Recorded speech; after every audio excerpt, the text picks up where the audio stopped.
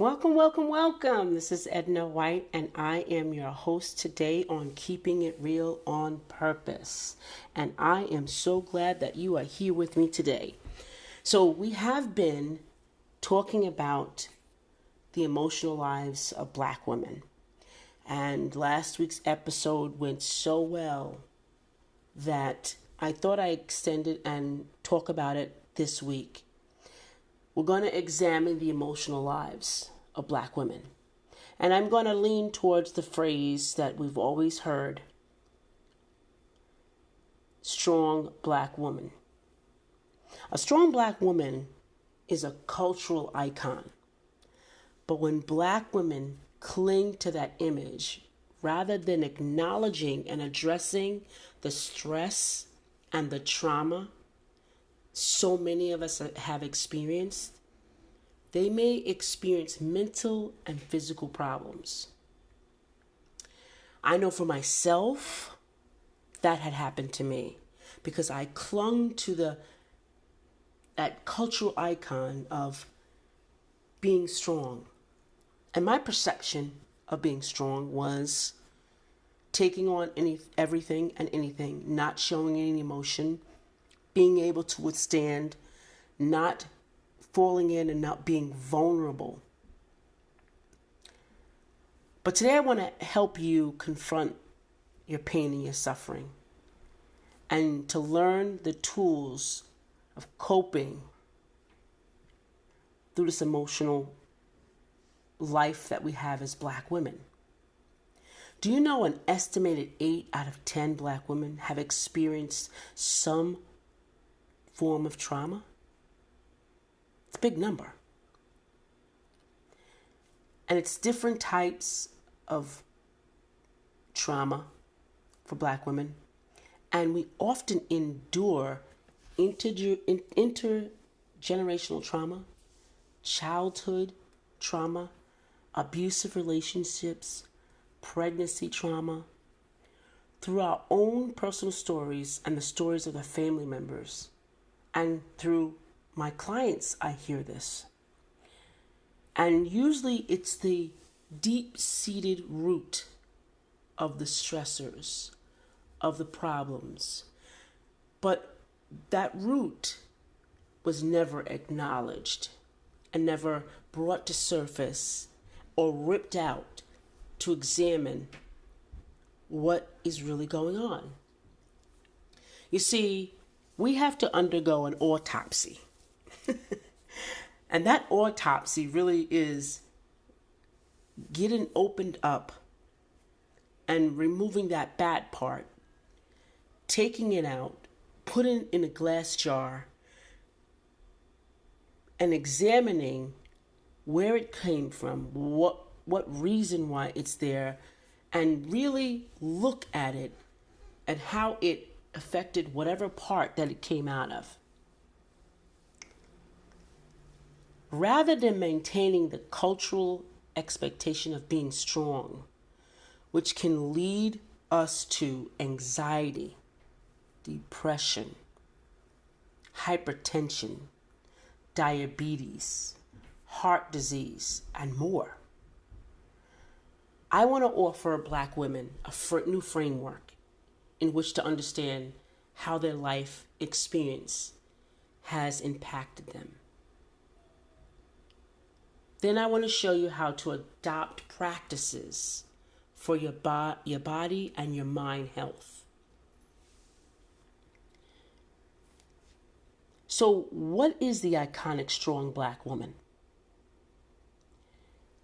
Many Black women, including myself, wear the badge of strong Black women with honor. Head held high, never let no one see you cry, and maintain that strong demeanor even in the face of insults and disrespect and racism. It is such a deeply embedded way of life. We often don't know any other way to be. It is our hustle, our grit, and our ability to get things done. It is our fierce love for friends and family and community.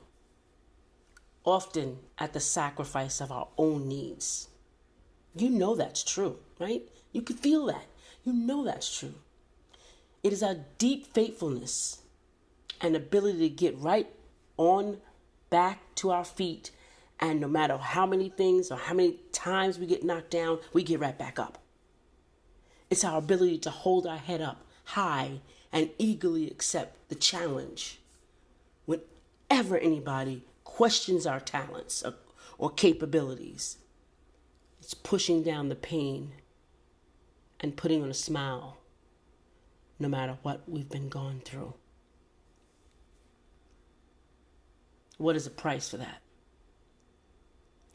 For too long, being strong has meant avoiding or denying how we really feel. It's holding that painful experience, like trauma, in shame and secrecy. Those two things will kill us, the S and S. See, that's the S that we really wear on our chest. It's not for super. It's for shame and secrecy. It's pretending that the sadness, the worry, the hurt, and the disappointment aren't there. But pretending doesn't make the feelings go away. And you know that. They get buried along with everything else. And then when a pin drops, it all explodes. It all explodes over everyone that it wasn't meant to go all over and onto. When those feelings are left unaddressed, they can grow into bigger problems and start to affect us in all areas of our life, such as school, work, family, and relationships. Now, why am I talking about this today? Because so many of my clients, Black women, brown women, who were showing up wonderfully for the outside world, they were silently suffering with everything from loneliness, dissatisfaction with their relationships, unresolved childhood trauma, family drama, racism, and sexism at work, feeling not good enough, and even more issues. These things were weighing them down in a profound way. Most strikingly of these women felt shame for not feeling strong, and they felt alone. You see, I want Black women to know, brown women to know, women of color to know, you are not alone. Your past experiences do not determine your future. There is no shame in feeling your feelings. Feeling sad, anxious, worried, stressed out all the time does not have to be your normal. Lightness is possible. Peace and contentment are available. Authentic joy is attainable. When we acknowledge all aspects of our being, we open ourselves up to be our most authentic selves, creating meaningful connections and live a more abundant life. I truly can attest to that. For many years, I took on the persona of strong, not vulnerable, not showing emotions. I had a lot of torn up rooms because I would get angry behind closed doors and rip my house apart. I had a lot of broken relationships because it showed up as an ultimatum. It showed up as you better not do. It showed up on my children as I expect. It showed up. And I had to get to the point that I had to be able to accept all of me, the emotional part of me, that I can cry, that I can laugh, that I can feel depressed, that I could feel upset. And I don't have to be ashamed about any of it. That I could be afraid. And I don't have to be ashamed of any of it. And it doesn't have to be secret. I found out that that S on my chest was the secrets and the shame, and I had to get rid of it. No S on my chest. I removed that. I took my cape off. I got rid of that. So what are the emotional challenges facing Black and brown women? Black and brown women face more stress related to work, finances, family responsibilities, racism, and discrimination and trauma. Combined with this life stress, I often hear Black women, and I said it to myself, and they talk about feeling an intense pressure to succeed and not wanting to let their family or the community down. Along with that, many say they are often made to feel they are not good enough, leading to intense insecurities.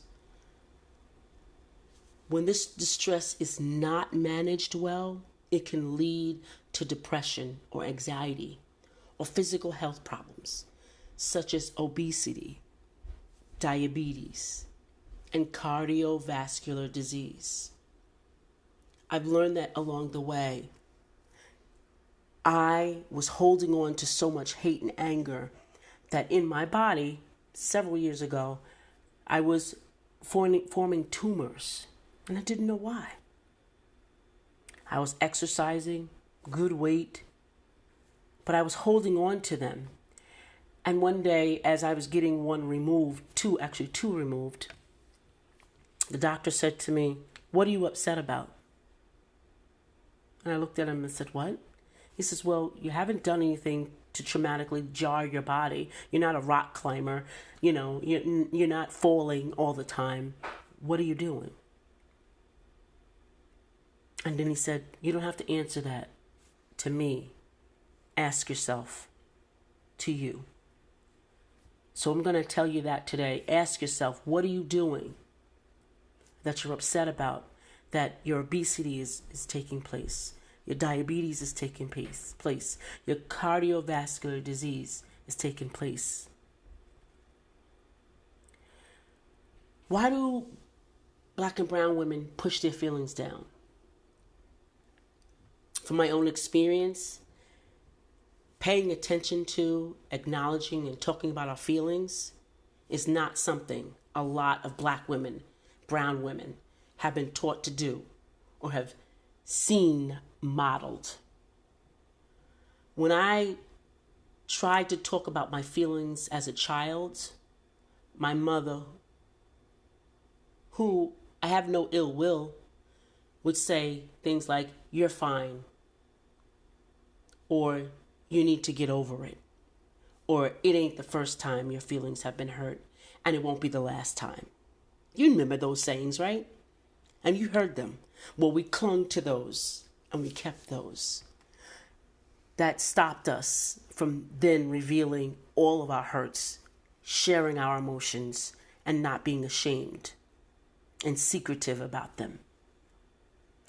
We deal with things by pushing our feelings aside, keeping our eye on the prize, and getting the task at hand done.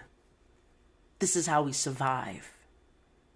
We were in survival mode, and some of us still are.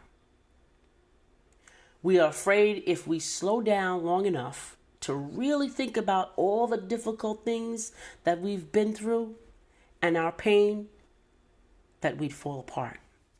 I know I did for several years.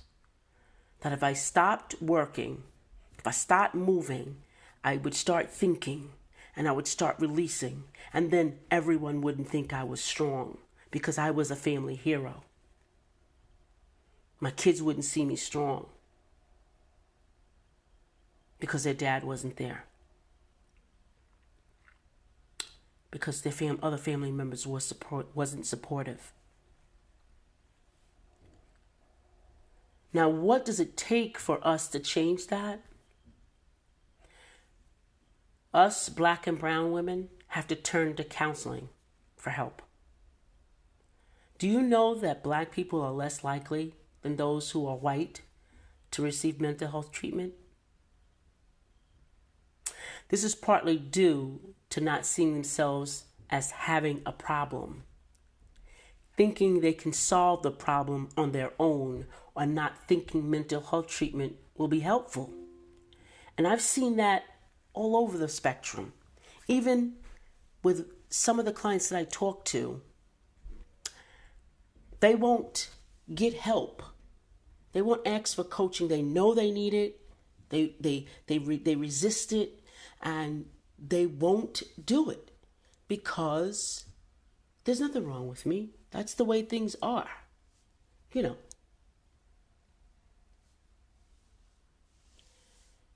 And then we are afraid to be judged by friends, family, and even therapists from a different race. You see, in this field, there's not many black and brown mental health providers or coaches that just service black women or brown women. There are too few of them. Too few of black social workers, psychologists, and psychiatrists. There is a deeply embedded mistrust of the healthcare system, and people worry about confidentiality. There's sensitive information being used against them and perceived in a negative consequence to treatment. You know, they're afraid of having the medication side effects or even being locked up. Recently, I've noticed a trend with more black women talking about their mental health and thinking about how they can practice self-care. Movements like that are encouraging women to rest and have peace. They're encouraging women to walk, take care of themselves, be involved in sports, be involved in social gatherings. You know, celebrities like Michelle Obama, Meghan Markle, Serena Williams, Taraji Henson, and many others, and including myself. That's crucial for chipping away at the stigma of real mental health and encouraging people to seek treatment, to seek change, to seek someone that could give them direction. Now, the challenge going forward will be to have a large enough and diverse enough group of providers to meet that growing need. But don't let that stop you. Your mental health is the most important to you, especially going into this January 2022. Mental health has to be the top of the line, because now with all the variant that's going on and more people getting sick and the spread and outbreak of the variant, we have to be mentally strong. Now, how can black and brown women cope with their bottled up feelings? Some people and some black women and brown women do not have the necessary tools to cope with their feelings in a healthy way. And as a result, they may engage in unhealthy coping strategies such as eating unhealthy foods, drinking alcohol, using illicit drugs, being sedentary or workaholic. While these behaviors may offer a band-aid to the problem, they are not a long-term solution. Now, on the other hand, many black and brown women do have some healthy coping resources readily available to them. Many cope with their feelings through spiritual and religious practices, but that's not recommended either. They may be involved in organizations such as sororities, women's groups, and voluntary or charity clubs that offer opportunities to not only be meaningful in the community, but work and be social. That's what you really get out of that, is being social. Don't cling to the practice. Be part of the opportunity for social support. it's important to be creative in your walk, in doing anything that you do. How you cope is how you get creative and expressive through singing, dancing, art, making stories, baking, storytelling, poetry, anything that you want to do. You have to start to be creative. See, the missing part of the shame and the secrecy is the creativity. When I, as a child, experienced my childhood trauma, it stole my creativity. And I didn't want to explore anymore. I didn't want to be part of anything social. So it stole part of me, took some of my power, took the part of the power that had to do with my imagination.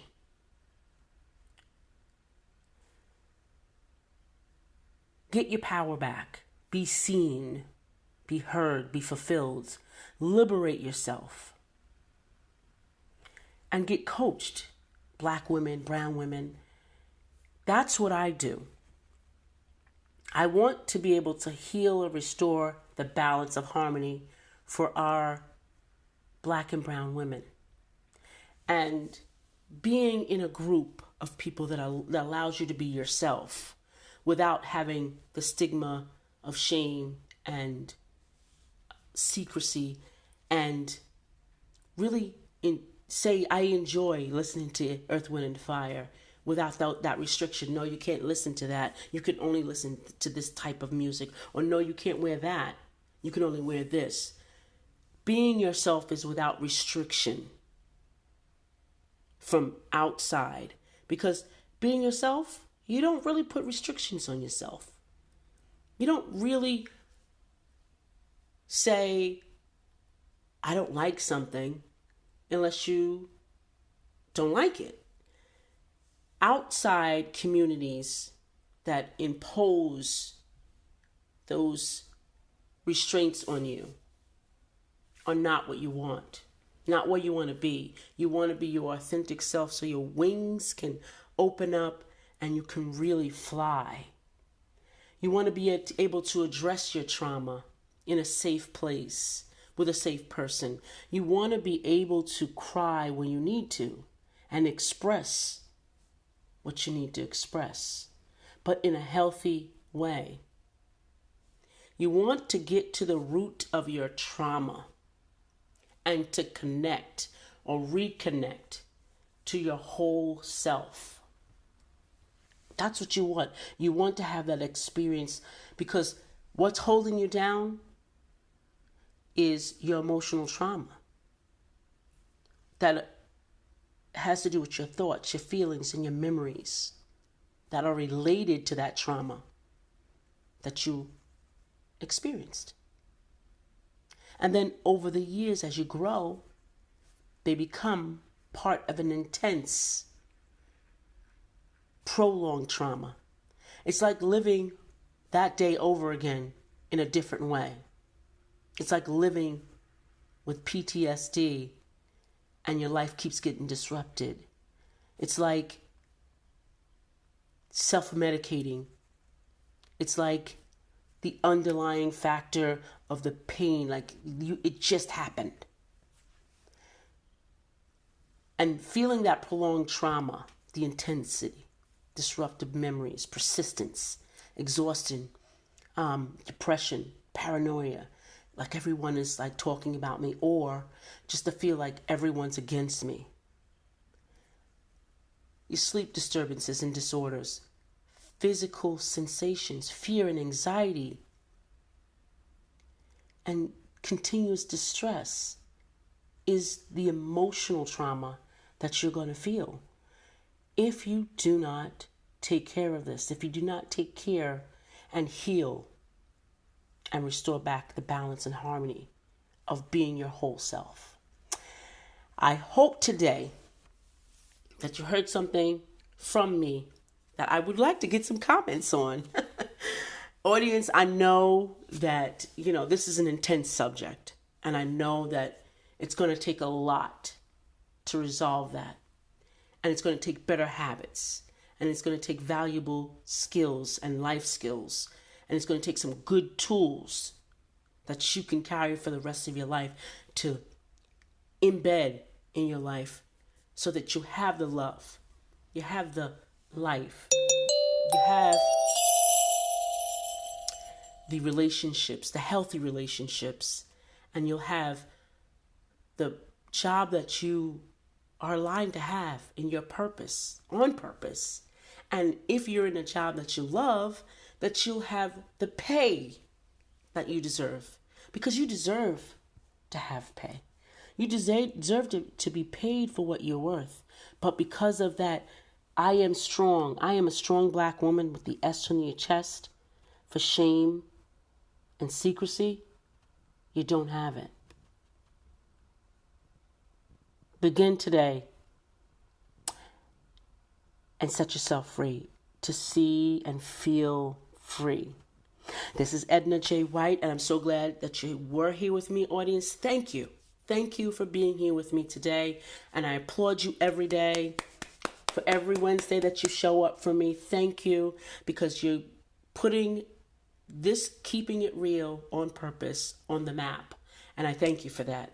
January 2022 is starting out real great, and I'm so excited about it. Listen, if you have a question, you have a comment, you have something to say or share, hit me up. Let me know what you want to hear, what you want to say, because I'm here. I want to know what you're feeling. This is Edna White once again saying goodbye for now, and I hope that you remember to always have joy, always have peace, but really have it deep down in your real authentic self. Bye for now.